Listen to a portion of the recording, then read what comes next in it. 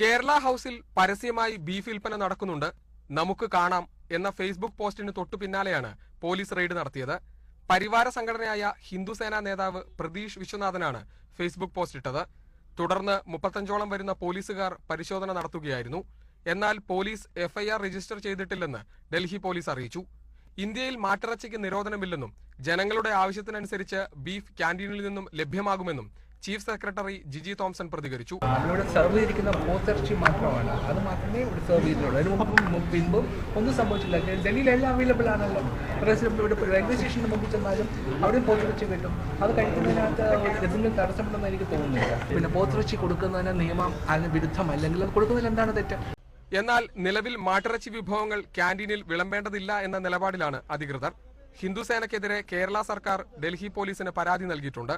ഡൽഹിയിലെ ജനങ്ങൾ മരിച്ചു വീഴുമ്പോൾ ബീഫ് പരിശോധനയുമായി നടക്കുകയാണ് ഡൽഹി പോലീസ് എന്ന് ആം ആദ്മി പാർട്ടി കുറ്റപ്പെടുത്തി. ഗോവധവും ഗോമാംസ വിതരണവും തുടങ്ങിയ വിഷയങ്ങൾ സജീവ ചർച്ചയാക്കി കേരളത്തിലെ ജനങ്ങളിലും ഭീതി പടർത്തുക എന്ന ലക്ഷ്യത്തോടെയാണ് ഇത്തരം സംഭവങ്ങൾ അരങ്ങേറുന്നതെന്ന് വേണം മനസ്സിലാക്കാൻ.